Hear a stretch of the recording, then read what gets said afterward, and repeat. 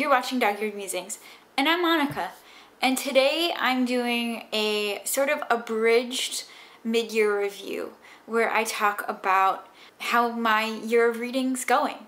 Just a friendly reminder that everybody's numbers are not the same and that my reviews and my views of these books are not going to be the same as yours. And that's what makes BookTube so great, is that we all have individual opinions and views about these books. So far, I've read 97 books, which I guess if we're thinking about my goal for last year of like keeping it chill and slow, I haven't really been keeping up with. But this year has been really fun in terms of reading. I've gotten to join a couple of book clubs. I've been reading with friends.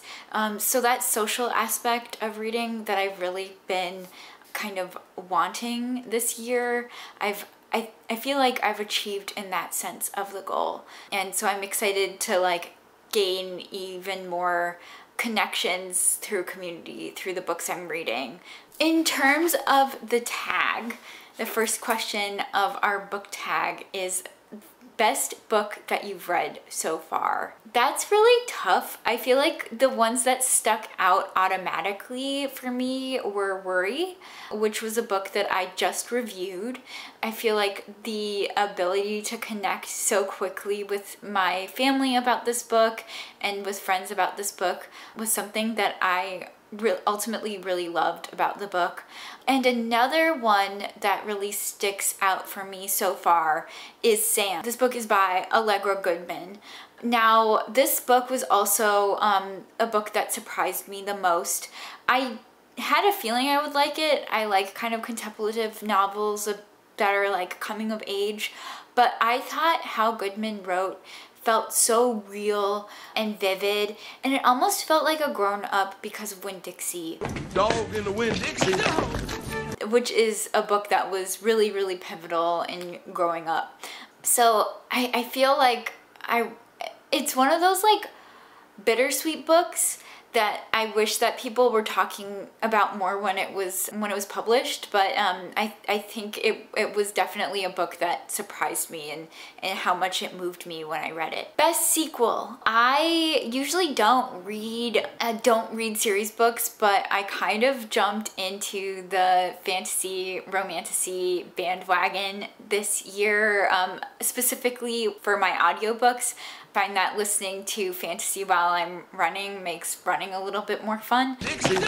So I've been listening to the Iron Wing series and Iron Throne, I guess.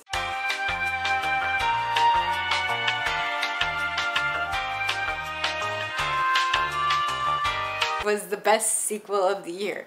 But to be fair, it is the only series that I've been reading. It's fun. It's definitely a romp, and I'm excited for the third book to come out. Like I've been saying in my reviews, this is the year of romance, and this is the year of books that break up form, where novels don't really feel as repetitive as they have been. So it's been exciting to mix it up, both in terms of the mode and medium and in how authors have been doing that. Books that I need to read. So these are some deep cuts. I feel like I've been telling everybody repeatedly that I need to read Maud Martha. This is the year that I want to read Maud Martha. It has been a pain in the butt to find a copy though.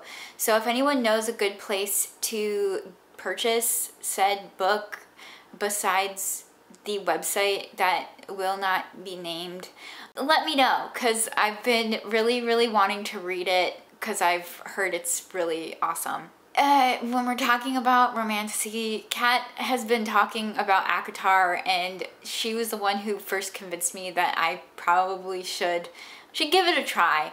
And there's somebody in my other book club who has been reading it, and I feel like it'll be fun, and I feel like this is the summer of just reading ACOTAR. So I think by the end of August, I'll have read the first book, is my guess. And then The Ministry of Time, I've heard that it's just a really interesting romance, and I've also heard that it's a really interesting like spin on a novel too, so I'm excited to give that a try. And then another book that I'm really excited to read that I've actually started, I'm 40 pages in, is Greta and Valdine. This year I've really been loving books that focus on sibling relationships. Specifically, Worry was a book where I was like, oh my gosh, I need to read more books about specifically siblings. And Greta and Valdine has been kind of marketed as like just really funny, the worst people you meet at a party. It's been marketed as like a Schitt's Creek novel. When are the pillows feather or foam? Yes. Sorry, which one? I don't care. But like has its own spin on it. I'm not sure if I've gotten that sense 40 pages in, which like hot take, I'm not really like, I think I like Schitt's Creek. I never really got into the Schitt's Creek bandwagon. I don't care. Maybe after reading this book I'll give that show a try though. I've definitely been enjoying it. I think Greta and Valdine both have really interesting voices, and I'm really excited to see where these characters progress. I think that they're a little bit more likable than the siblings of Worry, but just by a tad. So I'm excited to see where this book goes. Now we're going into the tea and the drama of it all. We're going to talk about my biggest disappointment. So I did some rereads this year, and I reread Redwall by Brian Jacques, and I don't know, man. Fantasy's been fun this year, but I wish that I felt more love for this book that I really, really enjoyed when I was a kid. I think nostalgia can be fun until it becomes a disappointment when you're like, dang, like, I don't know. It is really interesting to read a book and be like, oh yeah, that hit differently when I was younger, and to see how much you've changed. But it definitely was a disappointment, and it kind of put me in a slump. Sorry. Favorite author so far? Well, I feel like Kaveh Akbar's book Martyr. I just feel like that book really jump-started my search for books that kind of break the mold, and I feel like that book kind of launched a trend in my reading that really lent itself to finding some more fun and experimental reading. And so I feel like I love Akbar's style, especially in the novel form, and I also really love the influence that his writing had on me and my reading in terms of searching for authors that also did experimental takes on writing. We will do 2 more questions. My fictional crush. So I've been reading a lot of romances, and I don't really have crushes on fictional people because I feel like it's weird. But I will say the romance that I've loved the most so far this year was A Love Song for Ricky Wilde. Okay, Tia Williams, I knew from her first novel that she was an amazing romance author, but A Love Song for Ricky Wilde, I feel like, is really a really good book, a really good second book. And I just thought that her blend of magic and also her blend of historical fantasy and romance, the 2 characters were ones that you rooted for while they weren't totally perfect. They were 2 people who you understood what their motivations were, and you also understood the 3rd act conflict, which I feel like those need to be banned in all romance novels, but this 3rd act conflict made sense, and I'll stand by it. Book that made me cry. This is the prompt that we'll end in because, I mean, I'm a Scorpio, so let's end in the book that made me a big sobbing mess.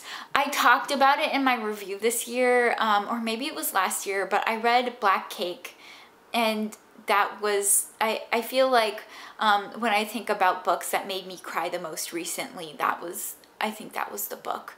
Okay, so that has been my year in review so far. Like I said earlier, this year has brought together so many awesome community connections. This year so far has brought in really fun romance novels, really funny books too. I've seen a lot of books that just have generally been really enjoyable and humorous.